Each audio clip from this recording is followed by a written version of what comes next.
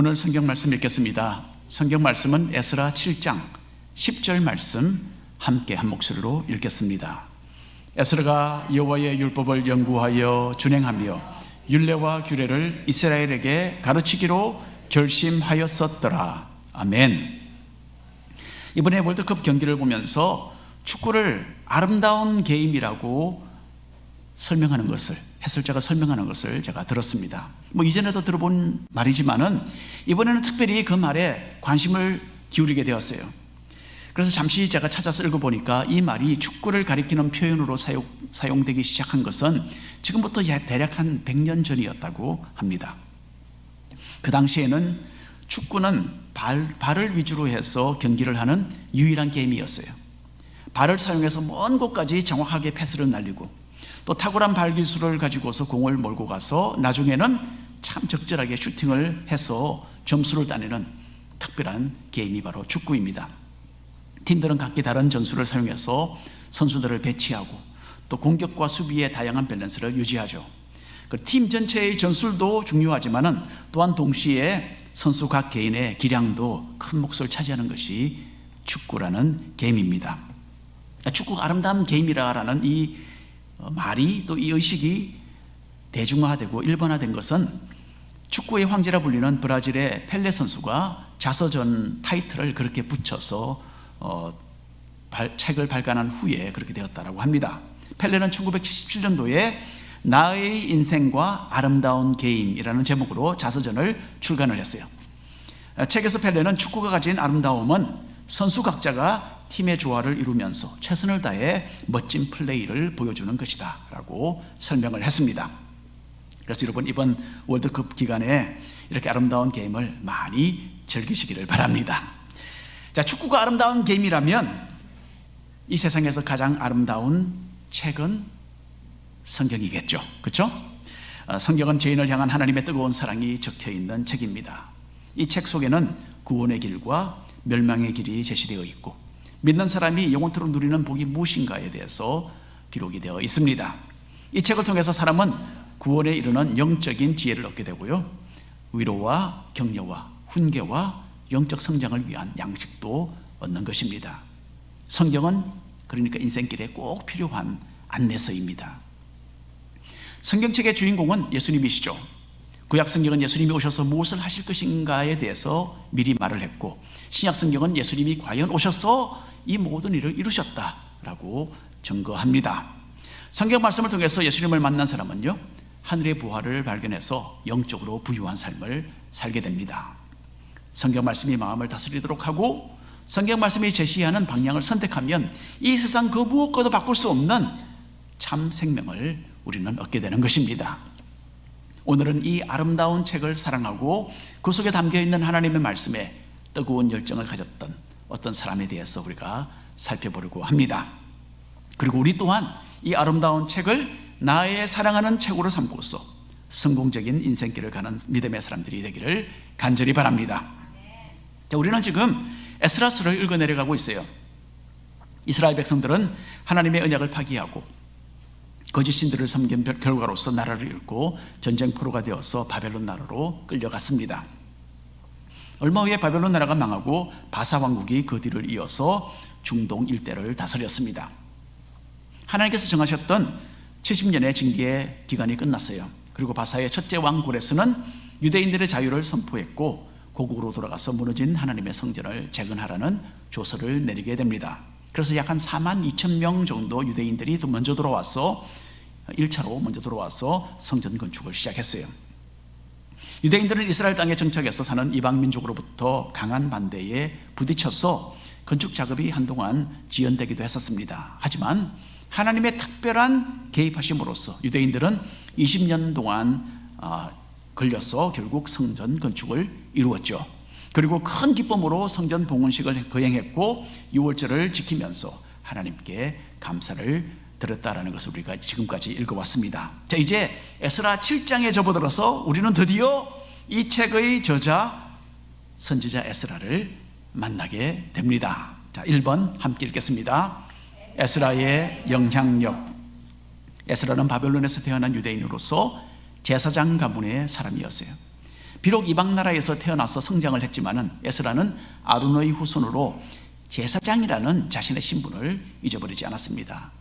그런데 에스라는 제사장으로서보다는 하나님의 말씀을 연구하는 학자로 활약을 했고, 또 그 말씀을 유대인들의 일상생활에 적용시키는 데에 큰 공헌을 했던 사람입니다. 에스라 7장 6절부터 8절까지 말씀 한 목소리로 읽겠습니다. 이 에스라가 바벨론에서 올라왔으니 그는 이스라엘의 하나님 여호와께서 주신 모세의 율법에 익숙한 학자로서 그의 하나님 여호와의 도우심을 입음으로 왕에게 구하는 것은 다 받는 자이들이 아닥사스다 왕 제7년에 이스라엘 자손과 제사장들과 레위 사람들과 노래하는 자들과 문지기들과 느디님 사람들 중에 몇 사람이 예루살렘으로 올라올 때에 이 에스라가 올라왔으니 왕의 제7년 다섯째 달이라. 아닥사스다는 바사 왕국의 5번째 왕이었어요. 아닥사스다의 7년은 지금 우리가 읽고 있는 7년째 아닥사스다 왕이 다스리던 이 해는 처음에 유대인들이 스룹바벨과 함께 유대로 올라온 지 80년 후입니다. 성전이 그 재건된 후로는 60년이 지난 그런 시점을 이야기합니다. 이때 에스라는 바벨론에서 두 번째로 유대인들을 인솔해서 제2차 포로 귀환이죠. 두 번째로 유대인들을 인솔해서 예루살렘으로 출발을 하게 됩니다. 하나님께서는 특별히 에스라와 함께 하셨고 에스라를 통해서 큰 일을 이루려고 하셨어요. 그래서 바산 나라의 왕까지도 에스라를 인정하고 에스라의 청혼을 다 들어주었다라고 오늘 기록하고 있습니다. 자, 구약 성경을 보면 이렇게 국가적으로 큰 영향력을 발휘했던 하나님의 사람들이 여럿 있었습니다. 애굽 나라의 총리 요셉 기억나시죠? 또 바벨론 나라에서 큰 역할을 했던 다니엘이 그 대표적인 예라 하겠습니다. 자, 이런 대단한 영향력을 가지고 에스라가 무엇을 왕에게 청혼했는지는 정확하게 기록이 되어 있지 않습니다. 하지만 왕이 조서를 내려서 에스라의 손에 딱 들려준 그 내용을 보면 에스라가 왕에게 무엇을 간청했는가에 대해서 대강은 짐작을 해볼 수가 있습니다. 한번 읽어볼까요? 7장 12절 13절 말씀입니다. 함께 읽겠습니다. 모든 왕의 왕 아닥사스다는 하늘의 하나님의 율법에 완전한 학자 겸 제사장 에스라에게 조서를 내리노니 우리나라에 있는 이스라엘 백성과 그들 제사장들과 레위 사람들 중에 예루살렘으로 올라갈 뜻이 있는 자는 누구든지 너와 함께 갈지어다. 먼저 아닥사스다 왕은 80년 전에 고레스 왕이 했던 것처럼 원하는 유대인들은 누구나 자유롭게 에스라와 함께 고국으로 들어갈 수 있도록 해 주었습니다. 왕과 바산 나라의 대신들은 예루살렘 성전에 또한 드릴 예물을 에스라의 손에 맡겨줍니다. 또 에스라는 이 예물을 가지고 예루살렘에서 제사를 드리고 또 그 재정으로 하나님의 뜻에 따라 자유롭게 사용할 수 있는 권한을 왕으로부터 부여받게 됩니다. 왕은 또 유대와 그 근방 일대를 다스리던 바사 왕국의 신하들에게도 명령을 내렸습니다. 21절 이하 함께 읽겠습니다. 나 곧 아닥사스다 왕이 유브라데 강 건너편 모든 창구지기에게 조서를 내려 이르기를 하늘의 하나님의 율법학자 겸 제사장 에스라가 무릇 너희에게 구하는 것을 신속히 시행하되 은은 100달란트까지 밀은 100고르까지 포도주는 100밭까지 기름도 100밭까지 하고 소금은 정량 없이 하라. 은이 100달란트라는 말은 거의 한 4톤을 가리킵니다. 4톤의 무게. 여러분 4톤이면 그래도 상당히 큰 자동차 한 대 무게입니다. 은이 그만큼 있다 그러면 여러분 얼마나 좋으시겠습니까? 예. 요즘 돈으로 환산을 하면 한 200만 불에 해당되는 가치입니다. 예, 200만 불까지 너는 기부해야 된다. 원하는 대로. 예. 그리고 100고르의 밀, 100고르라는 것은 한 4만 파운드 분량을 가리켜요. 예, 4만 파운드. 여러분 상상이 가십니까? 시장에서 사오시는 그 쌀 한 봉지가 한 부대가 한 30파운드 됩니까? 그게 한 13,000개가 있다고 생각을 해보십시오. 예, 대단하죠, 그렇죠? 13,000개 되나요? 하여간에 제가 잘 모르겠습니다. 어쨌든 엄청난 분량입니다, 그렇죠? 예, 그리고 또 보면 포도주와 기름 100밭, 이것은 각각 600갤론 분량을 말합니다. 왕은 에스라에게 이렇게 엄청난 분량을 자유롭게 사용해서 하나님의 성전에서 마음껏 제사를 드리도록 권한을 부여했습니다. 뿐만 아니라 아닥사스다 왕은 제사장들과 레위 사람들과 기타 성전 사역자들에게는 모든 세금을 공제해 주어라 라고 관리들에게 명령을 내려요. 하나님을 모르는 이방 나라의 왕이 에스라를 신뢰하고 이런 명령을 내린 것은 참으로 놀랍습니다. 그런데 왕의 조서에는 이 모든 조치를 취하게 된 이유가 또한 거기에 적혀 있어요. 23절 말씀 함께 읽겠습니다. 무릇 하늘의 하나님의 전을 위하여 하늘의 하나님이 명령하신 것은 삼가 행하라. 어찌하여 진노가 왕과 왕자의 나라에 임하게 하랴. 우리는 이미 바산 나라의 왕들이 자기 자신들의 안녕과 나라의 발전을 위해서 여러 신들을 숭배하며 예물을 드린 것을 읽어보았습니다. 이 구절도 역시 같은 내용이죠. 근데 조금 다릅니다. 여기서 아닥사스다 왕의 조서에서는 하나님의 진노를 두려워하는 내용이 특별히 눈에 띄지 않습니까? 어떻게 이 사람이 하나님의 진노를 무서워하게 되었을까요? 어쩌면 아닥사스다는 에스라를 통해서 다니엘 시대에 어떻게 하나님께서 바벨론 나라를 망하게 하셨는지에 대한 이야기를 들었을 수도 있다고 저는 생각합니다.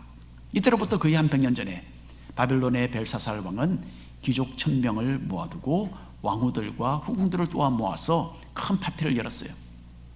그런 이 사람이 무슨 생각을 했는지 모르지만은 예루살렘 성전에서 탈취해온 성전 금그릇과 은그릇을 꺼내와서 거기에 술을 부어서 마셨습니다.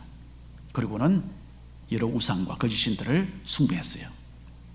그때 사람의 손가락들이 나타나서 벽에다가 글을 쓰기 시작했다고 합니다. 왕과 신하들은 이 광경을 보고 두려움에 가득 찼고, 그런데 아무도 그 글을 해석하지 못했어요. 결국은 나이가 많은, 어쩌면 한 90세 정도 된 다니엘이 그곳에 불려갔고, 다니엘은 그 글이 심판을 선언하는 것이라고 설명을 해 주었습니다. 그리고 그날 밤에 적군의 침략으로 벨사살 왕은 바로 그날 밤에 죽임을 당하고, 그날로 바벨론 나라는 멸망하고 말았던 것입니다. 아닥사스다 왕은 에스라를 굉장히 가까이 했기 때문에 아마도 이런 사건에 대해서 듣지 않았을까요? 에스라가 이런 이야기를 몰랐을 리가 없겠죠. 그리고 왕은 에스라를 통해서 아마도 이런 이야기를 들었을 것입니다. 그래서 설사 왕이 하나님 한 분만을 모시고 믿는, 또 하나님 한 분만을 섬기는 그런 사람은 아니었을지라도 하나님의 진노에 대한 두려움은 가질 수 있었다라고 저는 생각합니다. 그래서 이 모든 상황에 대해서 에스라가 결국 이런 결론을 내리죠. 27절 28절 말씀 함께 읽겠습니다. 우리 조상들의 하나님 여호와를 송축할지어다. 그가 왕의 마음에 예루살렘 여호와의 성전을 아름답게 할 뜻을 두시고, 또 나로 왕과 그의 보좌관들 앞과 왕의 권세에 있는 모든 방백의 앞에서 은혜를 얻게 하셨도다.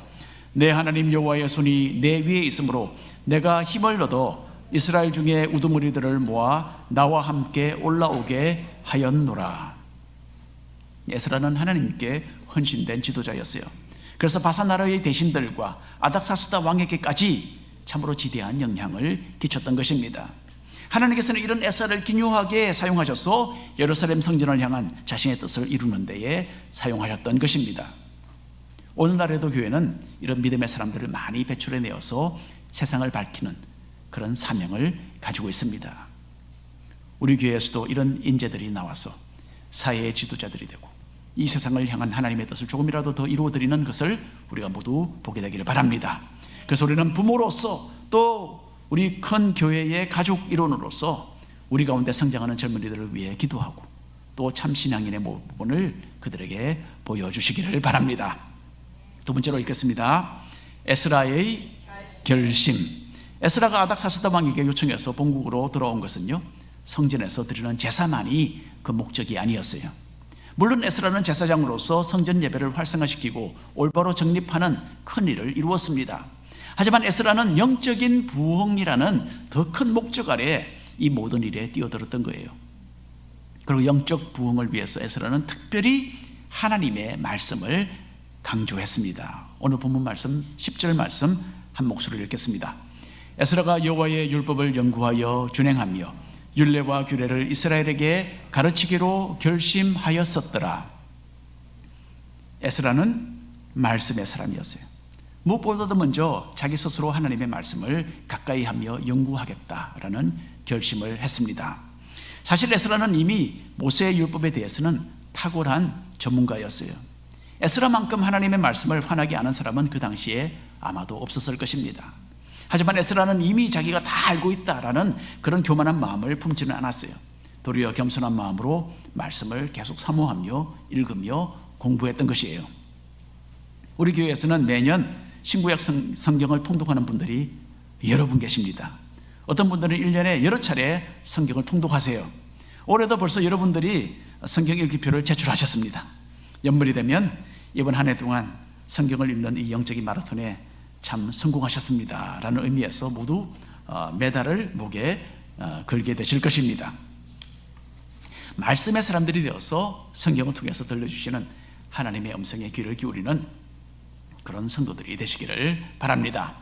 자, 에스라는 성경 말씀을 읽고 연구할 뿐만 아니라 그 말씀을 준행하겠다라는 결심을 했어요. 성경적인 지식을 쌓는 것이 성경을 읽는 목표가 되면 안 되겠죠, 그렇죠? 성경 말씀에 부딪혀서 우리의 삶이 변화되고 그 말씀을 순종하는 것이 우리의 목표가 되는 것입니다. 여기에 대해서 예수님께서도 한 가지 비유를 들어서 교훈을 해주셨습니다. 한 사람은 반석 위에 집을 지었고 다른 사람은 모래 위에 집을 지었어요. 그 위에 비가 오고 심한 바람이 불었는데 반석 위에 지은 집은 이 모든 상황을 잘 견뎌내었어요. 하지만 모래 위에 지은 집은 형편없이 무너지고 말았다라고 말씀하셨습니다. 예수님은 이 비유를 이렇게 설명하셨죠. 두 사람 다 하나님의 말씀을 들은 거예요. 하지만 두 사람 사이에는 큰 차이점이 하나 있었어요. 한 사람은 그 말씀을 행했고 다른 사람은 그 자기가 들은 말씀을 준행하지 않았다라고 주님이 교훈해 주셨습니다. 우리 교회에서 하는 제자훈련과 사역훈련에는 말씀 묵상하는 과제가 항상 있어요. 한두 줄 말씀을 관찰하고 연구하고 느끼고 적용하는 이 4단계를 거치게 되어 있습니다. 이 4단계 중에 어떤 것이 제일 어려우냐라고 물으면 보통 이 마지막 단계가 제일 어렵다고 말을 해요. 관찰하고 연구하고 느끼는 것은 자기 머리를 가지고 얼마든지 할 수 있어요. 하지만 적용하는 것은 우리의 이 연약한 의지를 가지고 그 말씀의 가르침을 작은 한 부분이라도 실천해야 되기 때문에 그게 어려운 거예요. 에스라는 그러나 말씀의 사람이었어요. 말씀을 연구하고 이해하는 데 그친 것이 아니라 그 말씀을 실천하겠다라는 이 굳은 결심을 가졌던 것입니다. 우리도 오늘 하나님의 말씀대로 살아보겠다라는 그런 결심, 그런 용감하고 담대한 결심 오늘 한번 모두가 내려보시기를 바랍니다. 10절 말씀 우리가 본문 다시 한번 읽겠습니다. 에스라가 여호와의 율법을 연구하여 준행하며 율례와 규례를 이스라엘에게 가르치기로 결심하였었더라. 마지막으로 에스라는 말씀을 이스라엘 백성에게 가르쳐야 되겠구나 라는 이 마음을 품었던 거예요. 에스라 시대의 유대인들은 처음에 스룹바벨과 함께 본국으로 돌아온 지 지금 이제 80년이 지나고 있었어요. 하나님의 전을 위해서 뜨거운 마음으로 귀국해서 성전을 완성시키고 제사도 드렸습니다. 하지만 그 첫 세대는 이제 세상을 떠났겠죠. 이제는 그 다음 세대는 신앙을 제대로 지키지 못했고 주변 민족들의 영향을 받아 영적으로 타협되어 있었습니다. 이 유대인들은 하나님의 말씀을 알지 못했어요. 그래서 백성들은 하나님과의 언약을 저버렸던 조상들의 과오를 그대로 되풀이하려는 그런 위험에 처해 있었던 것입니다. 이 백성에게 필요한 것은 무엇보다도 하나님의 말씀이었어요. 에스라는 이스라엘 민족이 나라를 잃어버린 원인이 하나님의 말씀에서 멀어졌기 때문이라는 것을 깊이 느끼고 있었습니다. 그래서 말씀으로 돌아가는 영적인 부흥이 일어나야만이 이 민족이 살아남을 수 있고 또한 하나님의 은혜를 계속 누릴 수 있다라는 것을 굳게 믿었습니다. 그래서 에스라는 하나님의 말씀으로 돌아가는 신앙의 개혁을 유대 땅에 이루기 위해서 본국으로 돌아오게 되었던 것입니다. 여러분의 삶 속에 하나님의 말씀이 필요하다는 것을 간절히 느끼고 계십니까? 아멘. 네이튼 샤란스키라는 사람이 있습니다. 이 사람은 1948년도에 소련에서 태어난 유대인이었어요. 그리고 74세의 나이로 지금도 생존해 있습니다. 아직도 살아있어요. 샤란스키는 어려서부터 수학에 탁월한 재능이 있었습니다. 얼마나 머리가 비상했던지 미국 사람들이 게임하는 체스 게임 있죠? 그것의 챔피언이었어요. 그리고 체스의 세계 챔피언인 유명한 그 사람, 러시아 사람, 그 사람을 이기기도 했어요. 한때는. 그만큼 이 사람은 굉장한 사람입니다. 성장해서 이 사람은 소련의 비밀 연구소에서 일을 했습니다. 그런데 1978년도에 국가 기밀을 미국에 빼돌렸다라는 혐의를 받고 소련 감옥에 갇혀서 8년의 세월을 보내게 됩니다. 1986년도에 미국이 소련과 추진했던 특별 포로 교환이 성사가 되었어요. 그래서 샤란스키가 풀려나고 이스라엘 땅에 결국 정착을 하게 됩니다. 나중에 샤란스키는 정치인이 되었고 이스라엘의 부수상을 지내기도 했어요. 굉장한 사람이죠. 그래서 샤란스키가 소련의 감옥에서 풀려날 때 한 가지 이 드라마가 있었다고 합니다. 샤란스키는 아내에게 선물로 받은 작은 포켓 성경을 가지고 있었어요. 여러분 어릴 때 기억나십니까? 까만색으로 된 것, 그리고 너무 작아서 주머니에 넣고 다닐 수 있는 것. 저는 어릴 때 신약 성경과 시편이라는 그 성경을 갖고 다녔는데, 샤란스키는 신약 성경도 없고 그냥 시편만 있는 쪽 성경이죠. 그것을 가지고 있었습니다. 그런데 샤란스키는 그래서 감옥에서 이 성경을 읽으면서 시편을 읽으면서 많은 위로를 받았다고 합니다. 그런데 감옥에서 풀려날 때에 감옥 관리들은 샤란스키의 시편 성경을 압수해서 돌려주지 않았대요. 미국에서 보낸 비행기가 바로 눈앞에 딱 기다리고 있는데 샤란스키는 눈이 덮인 땅에 그대로 주저앉았다고 해요. 그리고는 내 성경 돌려주지 않으면 나는 이 비행기 타지 않겠다라고 소리를 질렀다고 합니다. 소련 관리들은 서로 눈치를 보다가 어쩔 수 없이 시편 성경을 샤란스키에게 돌려주었다고 해요. 자, 비행기에 타서 비행기 안에서 샤란스키는 자기가 완전히 이제 자유의 몸이 되었다라는 것을 기자들로부터 비로소 듣게 됩니다. 그때 샤란스키는 자신이 풀려나는 날 꼭 읽을 것이라고 마음에 결심했던 시편 30편 1절을 소리내어서 읽었대요. 여호와여, 내가 주를 높일 것은 주께서 나를 끌어내사 내 원수로 하여금 나로 말미암아 기뻐하지 못하게 하심이니이다. 샤란스키는 지금도 이 포켓 성경을 항상 자기의 셔츠 왼쪽 포켓에 간직하고 있대요. 똑같은 성경. 사망의 음침한 골짜기로 지날 때 용기를 주었던 하나님의 말씀을 자신은 결코 떠날 수 없다라고 간증하고 있습니다.